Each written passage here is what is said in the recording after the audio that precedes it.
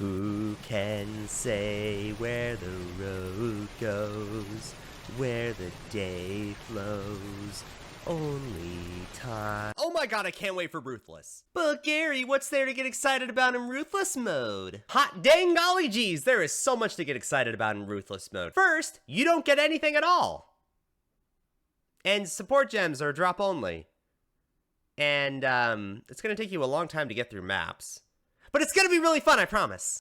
For me, it's gonna be fun for me. But Gary, that sounds dumb. Everything takes a long time. That's the best part about Ruthless mode. Now, I don't mind working for my rewards. I think Path of Exile is going to be a much better game for it. However, like Chris Wilson himself says, Ruthless is not for everyone, but so far it has found a supportive and growing group of players who enjoy the additional challenge that it brings. If you don't want to do this mode, it's okay. I won't judge you. I'll never play normal Path of Exile again, but I won't judge you.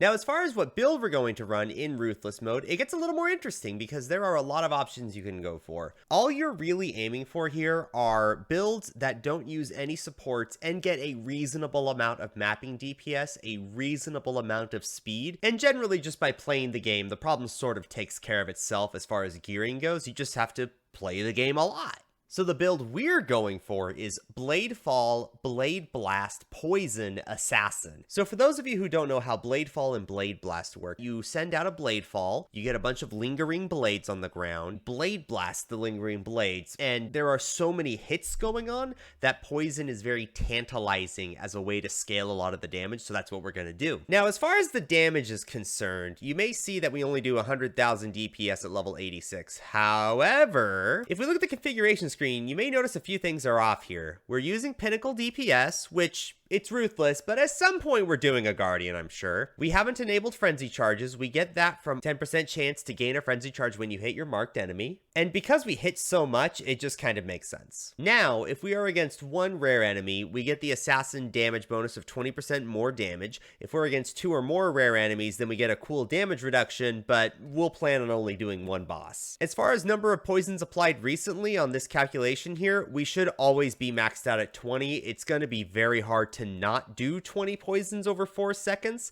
and I think it's reasonable that we max that out. But that's not all. We also have, is the enemy poisoned? And the enemy will have 4 poisons on it. That means we get plus 2% base crit. So realistically, we're looking at single target damage of about 260-ish thousand Pinnacle DPS. Now, is that the most damage you could possibly get in a Ruthless League starter? Hell no! You could be a square and go like for a fire dot or a cold dot build. However, I feel like Poison, Bladefall, Bladeblast is going to differ me enough from the crowd where I'm going to feel like I am properly ethical. Now, because we're doing Ruthless SSF, we don't actually plan on getting any items. Obviously, cast speed is great. Obviously, poison DPS is great. Obviously, any plus gems is great, but we're not going to plan on it. Plus, we have so many resist requirements with the build that we're going to be using a lot of our gear on just survivability, which is fine. Hey, it's Ruthless. You get what you get. As far as quest gems go, we're actually going to be treating this a little differently than most Ruthless starters. We are going to be taking our quest gems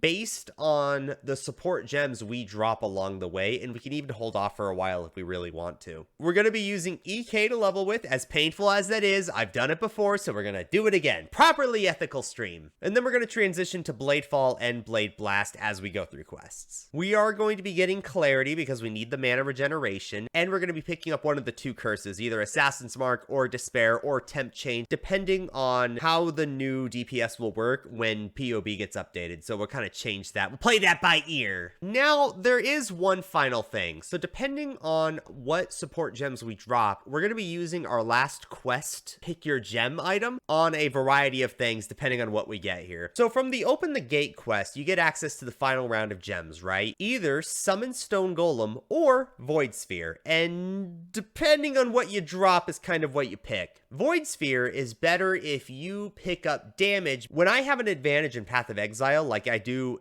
a higher amount of damage than I normally would at my level or at my point in the character, I usually like really dial in on that, so we do a lot of extra damage at the cost of survivability even. However, if we pick up something more defensive, I would rather go something like Stone Golem, which I would have to resummon every now and then, probably about as often as I would cast a Void Sphere. Because of the life regen and, say, Arctic armor, I'm okay with using my quest gem on something like a Vitality to really hone in on that defense aspect. Precision is what we would pick with Void Sphere. It gives you some crit chance, however, it's not high enough to really justify always using it, and it's not really worth it unless we go Perfect Agony. Perfect Agony is complicated, because if we pick up any crit gem, like a crit multi-gem would be the dream, then Perfect Agony is fantastic, and it's just 7% more damage just with that gem alone. However, if we pick up no offensive gem links, especially anything related to crit, we're gonna drop this like the dead weight it is. Also, when we calculate blades, I have it set for 6 blades every second.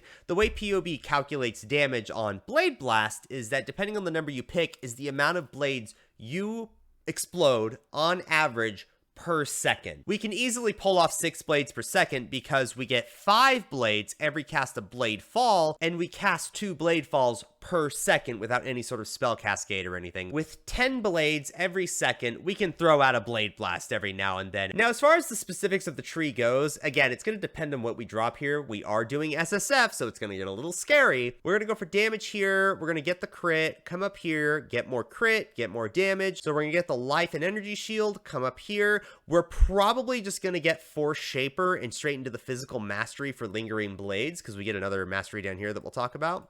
Extra Lingering Blades are going to be nice, and it is necessary for the build. Now, at this point, we are probably going to pick up the extra curse, because that's going to be a huge damage multiplier early on, and I think EK/Bladeblast is going to need it pretty early on. Come down here, pick up Fangs of the Viper, very good node. Come down here for Master of Blades, very good node.